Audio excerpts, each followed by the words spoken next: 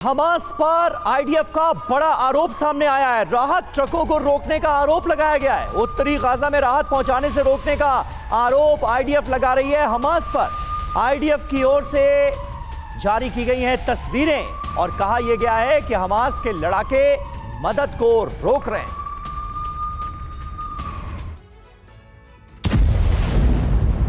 Gaza पर Israeli हमले का आज 52वां दिन है। इजरायली हमले में गाजा के हालात बेहद खराब हो चुके हैं। गाजा के लोग भारी संकट का सामना कर रहे हैं।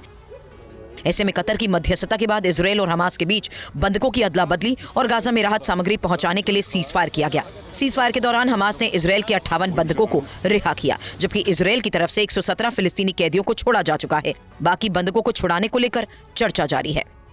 इजरायली सेना ने हमास पर बड़े आरोप लगाए। इजरायली सेना के प्रवक्ता ने एक तस्वीर जारी करते हुए दावा किया कि हमास के लड़ाके राहत सामग्री के ट्रकों को गाजा के लोगों तक नहीं पहुंचने दे रहे। आईडीएफ के प्रवक्ता ने आरोप लगाया कि राहत ट्रकों को उत्तर गाजा नहीं जाने दे रहा हमास। चेक पॉइंट बनाकर ट्रकों को हमास की तरफ से रोका जा रहा है। आईडीएफ की ओर से जारी तस्वीर में ट्रकों की कतार भी दिखाई गई। गाजा के लोग हमास की प्राथमिकता में नहीं है।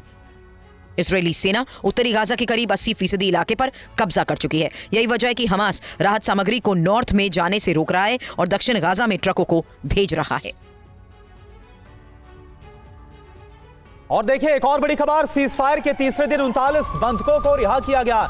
इजरायल ने 39 फिलिस्तीनी बच्चों को छोड़ा है जो कैदी हैं। वेस्ट बैंक में सभी बच्चों का भव्य स्वागत हुआ। बच्चों से मिलकर कैसे भावुक हो गए परिवार वाले, तस्वीरें भी सामने आई।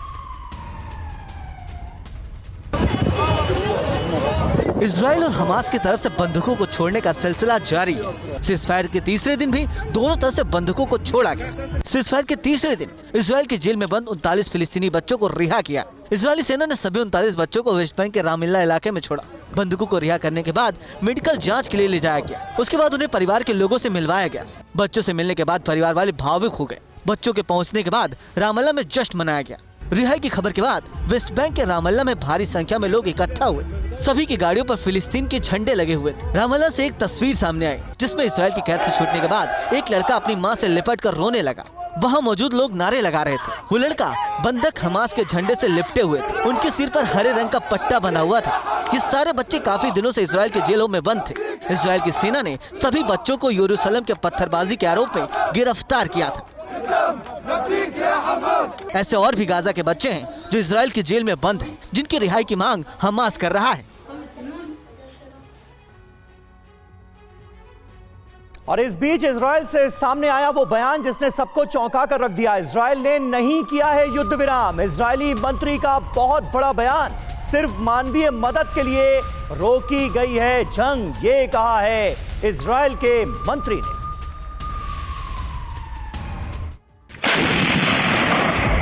52 दिन में गाजा तहस नहस हो चुका है। मकान, दुकान, संस्थान, अस्पताल सब खंडर बन चुके हैं। हर तरफ तबाही के निशान हैं। गाजा में जगह जगह मलबे का ढेर नजर आ रहा है। चीख पुकार, भुखमरी और बढ़ती बीमारियां कलेजा बैठाने वाली हैं। इस बीच इजरायल के मंत्री अमिचाई शेखली ने एक बार फिर खुली धमकी देकर गाजा में सर्वनाश के संकेत दिए और कहा, गाजा में कोई युद्ध विराम नहीं हुआ, सिर्फ मानवीय मदद के लिए युद्ध रोका गया।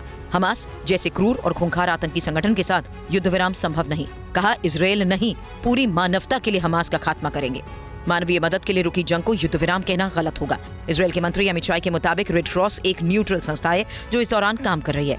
रेड क्रॉस का अभियान खत्म होने के बाद एक बार फिर भीषण युद्ध शुरू होगा और इस बार हमास के खात्मे तक जंग जारी रहेगी। हमास के सभी कमांडर्स को इजरायली फोर्स चुन चुनकर मारेगी। गाजा के अलावा आईडीएफ अब लेबनान में हिजबुल्लाह के खिलाफ बड़ा ग्राउंड ऑपरेशन चलाने की तैयारियों में है। सीरिया और इराक में ईरान समर्थित मिलिशिया ग्रुप पर भी सीरियल एयर स्ट्राइक होंगी। और देखिए लाल सागर से एक और बड़ी खबर। लाल सागर में इजरायल के एक और मालवाहक जहाज पर कब्जा किया गया। हूती विद्रोहियों ने इजरायली जहाज पर कब्जा किया।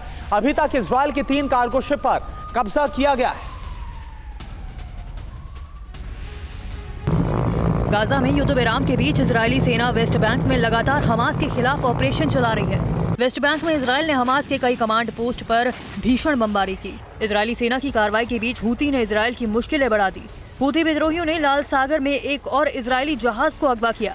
हूती विद्रोही लाल सागर में इजरायल के जहाजों को नष्ट करने की बजाय उन्हें हाईजैक कर रहे हैं। इस बार हूती विद्रोहियों ने इजरायली कारोबारी के जहाज को हाईजैक किया। एक हफ्ते में हूती ने इजरायल के 3 जहाजों को टारगेट किया है।